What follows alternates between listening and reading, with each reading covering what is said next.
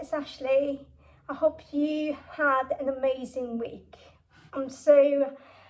I am moving out. So first of all, I want to say that this apartment is amazing. Really, literally, I had the best time here, and really, literally, it's one of the best flat I ever rented in my entire life. And for many reasons, it was like, when you're younger and you have your own, dream one day you're going to rent your own flat when you're going to be, older and everything. This flat represents how I felt when I was younger, like the first flat you're going to ever rent.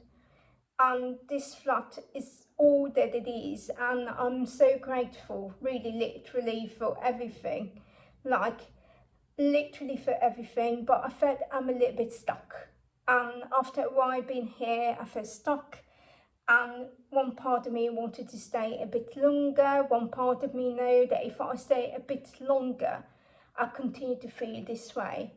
And so definitely moving, and I think part of letting go is knowing that you let yourself grow as well.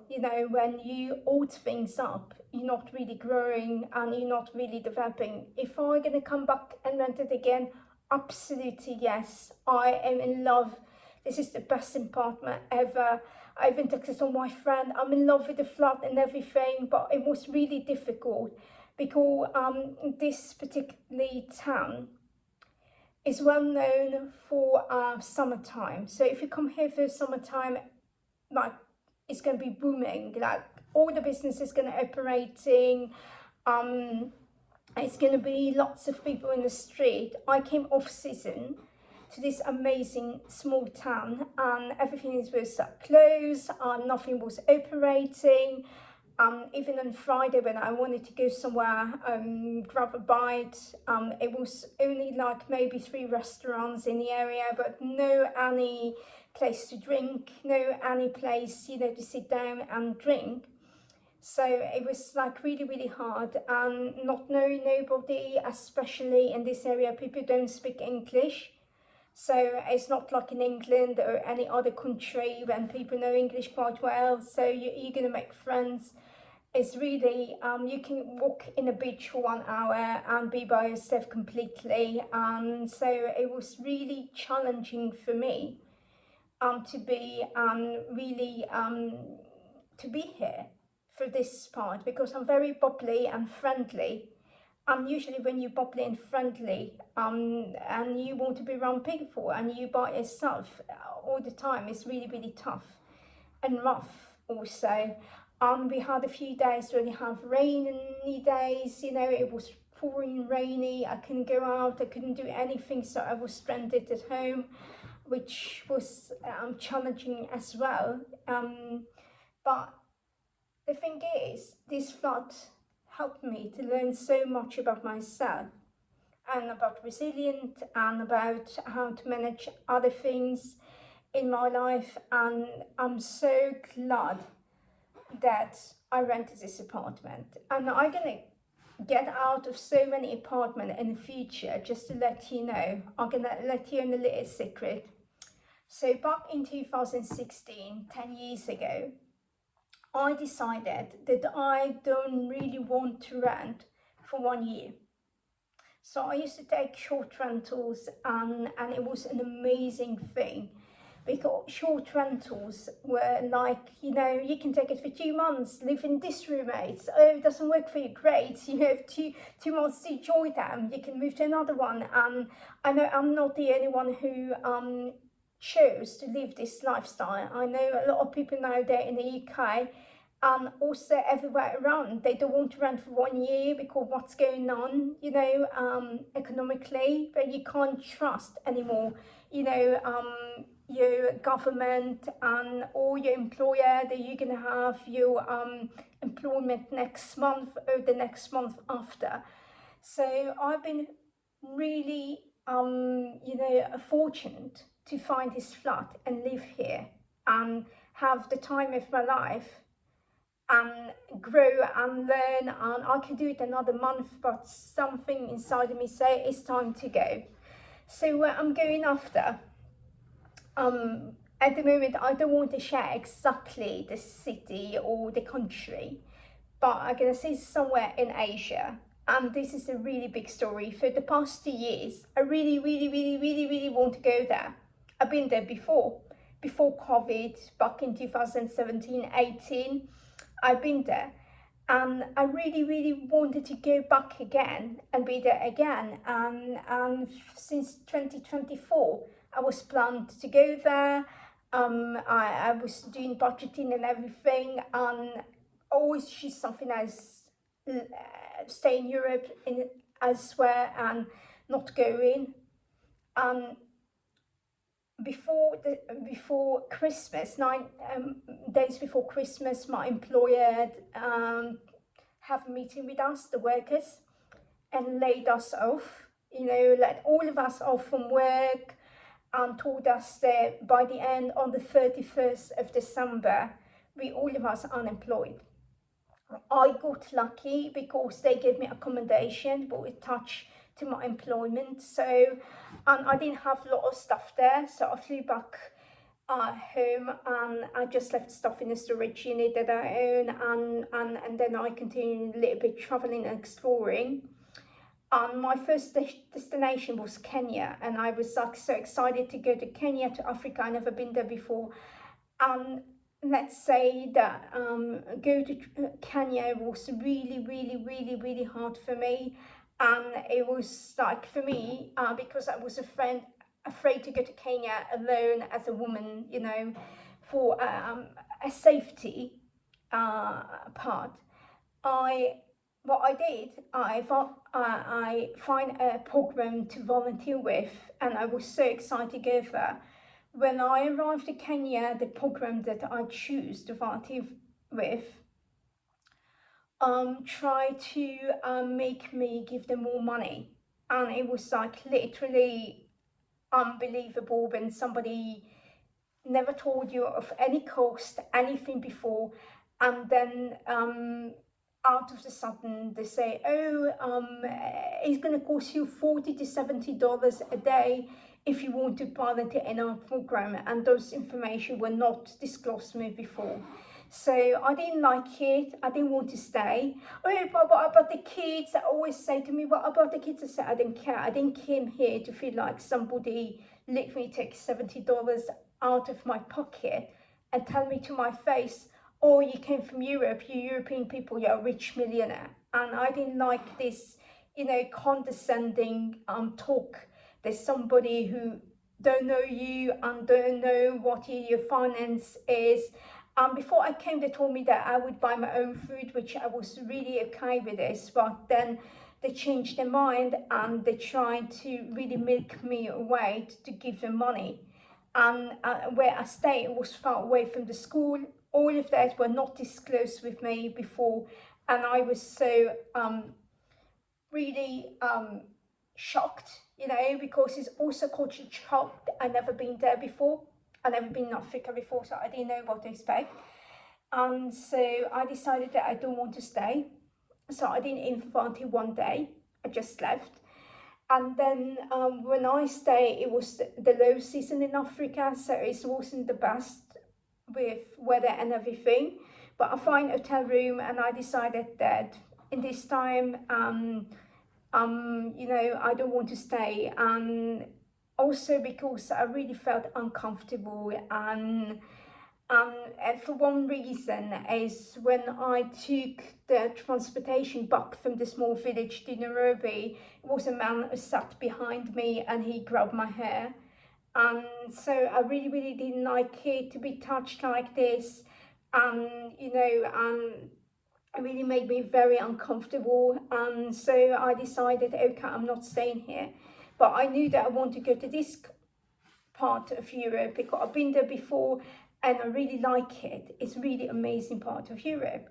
So I was looking for a flat, even like 15-20 days before I came. and I found there were some flat in the area where I am. And I really like this one, and I love the design. I love the some of the stuff original from the 90s, so it's not renovated to the brim, so like not everything new but everything in a good condition. And I'm so happy I choose this because it was only one supermarket operating here, and this supermarket is in front of my house. So if I would rent another apartment in the same area, I would need to work 20 minutes or even more to go to the supermarket. And here I just cross the street and I'm in a supermarket 5 minutes away from my home. So I really was blessed.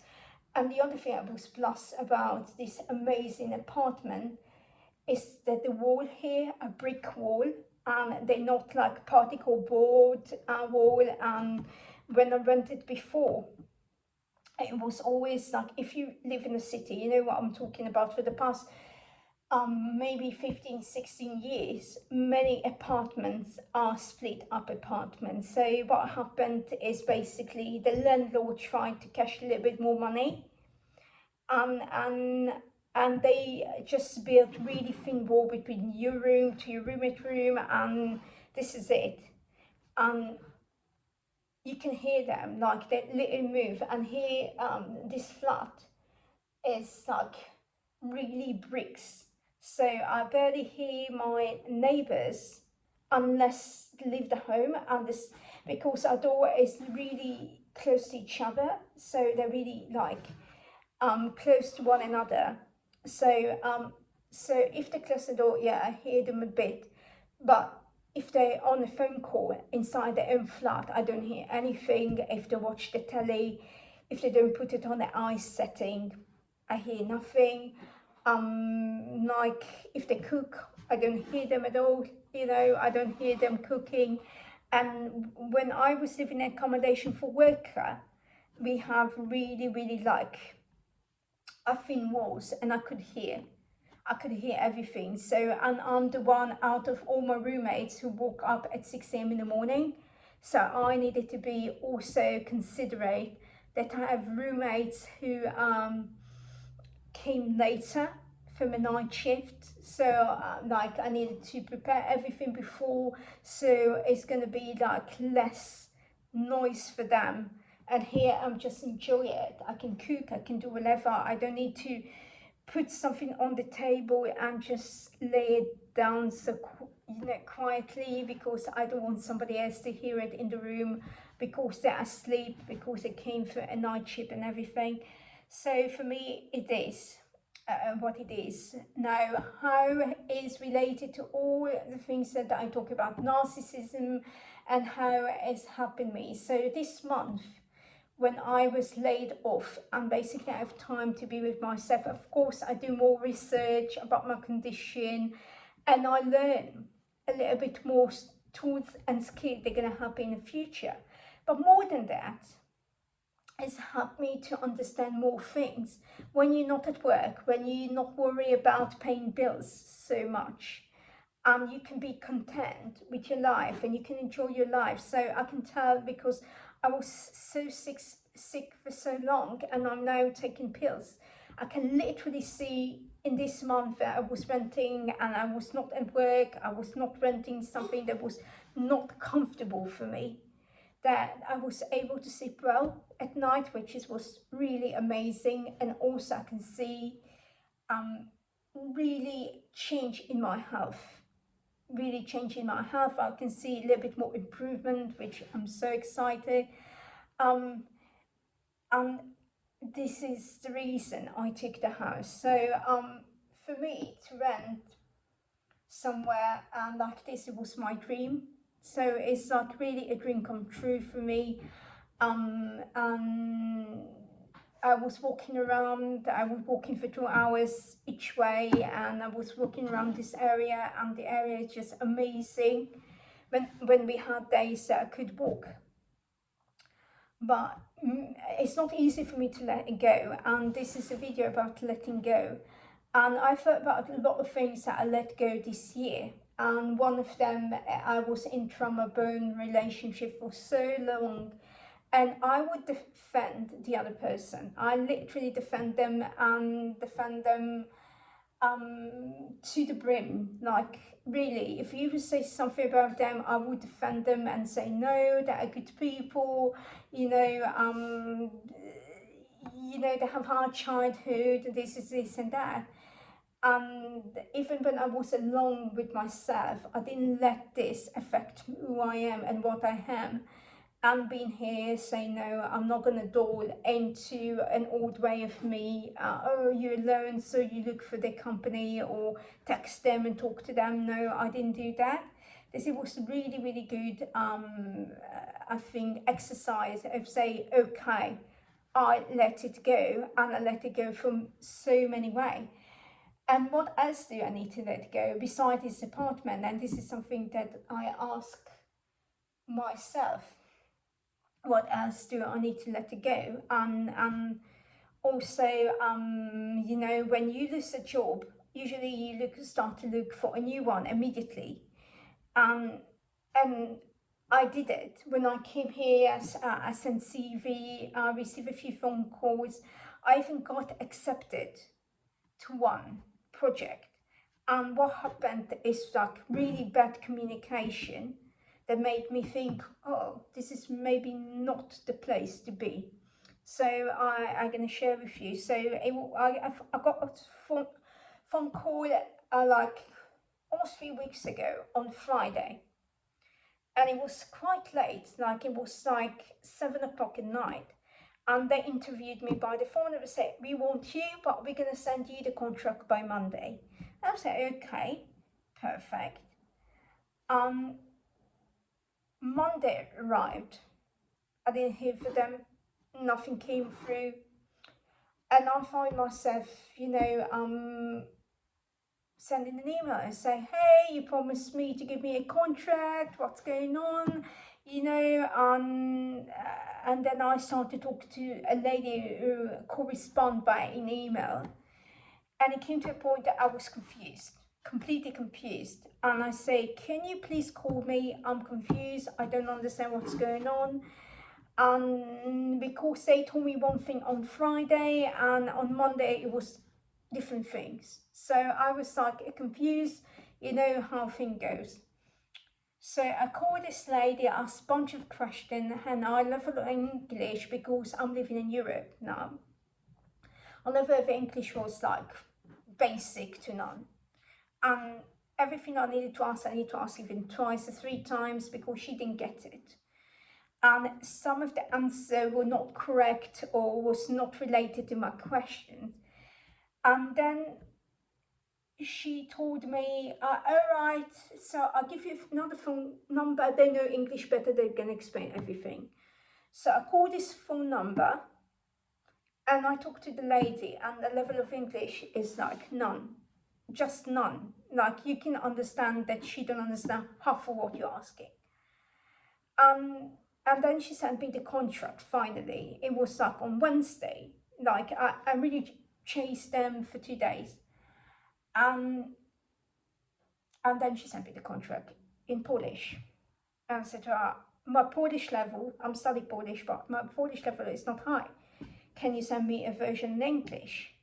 And then I read the version in English, and there were a lot of stuff that were not clear. So I started to basically chase. I say, what happened if you let it go? What happened if you stop calling the lady the interview on Friday and then chase the other lady, need to do the contract with you? What happened if you're not the one who's going to run? What's going to happen? And I let it go. Literally, I let it go. I didn't send them anything. And I'm pleased to say, 3 weeks later, that nobody ever contacted me ever again, which is really weird. If you're a professional and you have a business and you run the business and you have a name that to protect, or your business, and you promise somebody you're going to send them a contract by Monday and you don't do it, and I'm chasing after you, and then only Wednesday you give me a phone number of somebody who should give me the contract, but she don't know all the details in English to explain everything. And what they want me to do, basically, the employer didn't want to pay my salary as an employee. It want me to be open up my own business in Poland, and I'm a citizen of Poland. My grandparents came from there, and she basically want me to open up a business. But if I don't want to open up business with the Polish government, I have two options. Want to do all the paperwork with the Polish government directly with them and pay for a bookkeeper or somebody who work for me. And the second one they offered, and by the way, I Google it, I'm allowed to do that, is when a company don't want to pay you directly, so you pay another company to treat you like a business, and they will do the paperwork for you. So they're going to do your paycheck, but they wanted around 400 zloty, which is around 180 euro a month, that they're going to do your salary. So not only I'm working for somebody that's going to deduct money for me, commission for me working for them, also what can happen is basically I will need to pay another 400 quid to a company to pay my salary. So I'm not employed by the company, I'm sub-employee, and they basically, I don't have any protection whatsoever. I don't have seniority, I don't have all of this thing, I don't have it. So when the company who sent me the contract to do with them, so they're gonna be my bookkeeper, I couldn't find any good review online about them. I couldn't find any people who, like, you know, can say that good people. I don't know anything about them. I never heard about the company, and I couldn't get any reference from them that I can trust them doing this thing, especially when they're going to give me the contract in Polish, and my level of Polish is not very high. And I don't want to sign something that I don't understand. And the other question that I did have for them was like, what happened if I get laid off, or I decided this is not work for me, I don't want to do that? What's gonna happen? And then they told me I still need to pay the commission for them, for the services. And I said, whoa, this is not like, I don't know, 10 euro a month that they do your paycheck. This is really big thing. And what would happen if they would do mistake with my paycheck and I would not pay the tax correctly to the government, or I never heard for them? They would make a fake paycheck and they will not pay for the government the tax. Like, I don't know them, I don't know, I have no reference. So I say, okay, let it go. Like, literally my instinct, you know, when you have an instinct with you, say it's not going to work, and think like, at least I don't work for them, and then after 1 month figure out, oh, nobody paid for my you know, my salary and everything. So this was the first let it go. So I continued to send lots of CV, and it was very stressful for me. And I say, what if I stop just doing it and let things go? Because what's going on with the economy at the moment, when people let go, laid off, so I'm not the only one, and many people worry about the future. What if I go somewhere that I really wanted to go and think about my own business? I think about what I want to do in life and where I want to go. And for me, it's like, you know, it's not easy, but at least I've been honest with myself, and I decided that at the moment I want to do something else. So probably the next time you're going to see my video, probably going to be somewhere else, maybe more in nature, which I'm so excited to go. It's going to be maybe me walking in nature and everything. If I can continue to do narcissism video, absolutely yes. I'm going to share with you my you know, my development, because it's not easy. When you grow up by a narcissist, you just want to make everybody happy with you. And you want everybody to be, you know, pleased with everything you say, everything you do, everything, you know, in your life. And it's not easy always to do that. So for me to come and say, hey, it doesn't work for me, and I'm maybe not gonna be able to do what I wanted to do, but at least I'm gonna try to figure out what I want to do, what spark my mind and what make me happy, and what is my talent for, and try to do that. So I definitely is going to be something like this. So thank you so much for listening to me ranting, and I hope you are really gonna have the best week, month and year. 2026 is a very challenging one, and I know it's not easy for a lot of people, not only me. So see you in the next video.